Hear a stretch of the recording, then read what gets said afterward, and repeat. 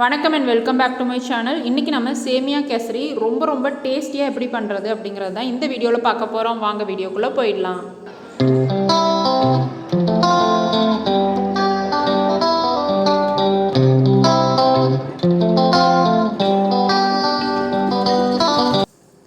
முதல்ல 1/2 table spoon அளவுக்கு நெய் சேர்த்துக்கிறேன். நெய் காஞ்சதும் உடச்ச 10 முந்திரியை சேர்த்துக்கிறேன். இதை லைட்டாக ஃப்ரை பண்ணிக்கலாம். லைட்டாக ஃப்ரை ஆனதும் 5 பாதாம் பருப்பை உடச்சி எடுத்துருக்கேன், அதையும் இதோட சேர்த்துக்கலாம். இப்போ அடுப்பை ஆஃப் பண்ணிவிட்டு இதை வேறு ஒரு பாத்திரத்துக்கு மாற்றிட்டு அதே வானலியில் 1 டீஸ்பூன் அளவுக்கு நெய் சேர்த்துருக்கேன்.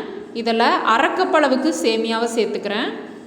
இது பாயசத்துக்கும் யூஸ் பண்ணிக்கலாம், சேமியா உப்புமாவுக்கும் யூஸ் பண்ணிக்கலாம். அந்த மாதிரியான சேமியா தான் இது. இதை விட கொஞ்சம் கெட்டியாக இருக்கும் இல்லையா பாயாசத்துக்கு யூஸ் பண்ணுற சேமியா, அது இருந்தாலும் நீங்கள் அதுலேயும் இதே போல் செஞ்சுக்கலாம். இதை 3 நிமிஷத்துக்கு லோ ஃப்ளேமில் வறுத்து எடுத்தாச்சு. ஒரு பாத்திரத்தில் 1 கப் அளவுக்கு தண்ணி சேர்த்துக்கிறேன். 1/2 கப் சேமியாவுக்கு 1 கப் அளவுக்கு தண்ணி சேர்த்துக்கணும். நீங்கள் 1 கப் சேமியா எடுத்திங்கன்னா 2 கப் அளவுக்கு தண்ணி சேர்த்துக்கோங்க, அதாவது 2 மடங்கு சேர்த்துக்கணும். இப்போ இதில் கொஞ்சமாக கலர் பவுடர் சேர்த்துருக்கேன். நல்லா கொதித்து வந்ததும் இப்போ இதில் நம்ம வறுத்து வச்சுருக்க சேமியாவை ஆட் பண்ணிக்கலாம். கலர் பவுடர் ஆப்ஷனல் தான், உங்களுக்கு வேணான்னா நீங்கள் ஸ்கிப் பண்ணிடலாம். இப்போ 3/4 பதம் சேமியா வெந்துருச்சு. இந்த டைமில் சர்க்கரை ஆட் பண்ணிக்கலாம். நான் 3ல் 1 பங்கு சர்க்கரை ஆட் பண்ணியிருக்கேன். இதில் கொஞ்சமாக ஏலக்காய் தூள் சேர்த்துக்கிறேன். சர்க்கரை ஆட் பண்ணியிருக்கிறதுனால அது கரைய இந்த மாதிரி தண்ணி அதிகமான மாதிரி இருக்கும்.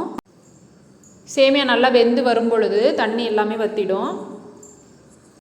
இப்போ சேமியா நல்லா வெந்து வந்துடுச்சு. இந்த டைமில் நம்ம வறுத்து வச்சுருக்க முந்திரி பருப்பையும் பாதாம் பருப்பையும் ஆட் பண்ணிக்கலாம்.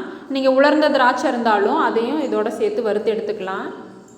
பிஸ்தா பருப்பு கொஞ்சமாக நான் ஆட் பண்ணிக்கிறேன். இது வறுக்காமலே தான் நான் சேர்த்துக்கிறேன். இப்போ இது எல்லாத்தையும் சேர்த்து கலந்து விட்டுக்கலாம். கடைசியாக இதோட 1/2 டேபிள் ஸ்பூன் அளவுக்கு நெய் சேர்த்து கிளறிக்கலாம். அவ்வளவுதாங்க, சூப்பரான சுவையான ரொம்ப டேஸ்டியான சேமியா கேசரி ரெடி ஆயிடுச்சு. இந்த சுவையான சேமியா கேசரியை நீங்களும் கண்டிப்பாக வீட்டில் ட்ரை பண்ணி பாருங்கள். ரொம்ப சூப்பராக இருக்கும். ட்ரை பண்ணி பார்த்துட்டு எப்படி இருந்ததுன்னு சொல்லுங்கள். இந்த ரெசிபி உங்களுக்கு பிடிச்சிருக்கும் நம்புறேன். பிடிச்சிருந்தா வீடியோவை லைக் பண்ணுங்கள், உங்களோட மற்ற ஃப்ரெண்ட்ஸ்க்கும் ஷேர் பண்ணுங்கள். தேங்க்ஸ் ஃபார் வாட்சிங்.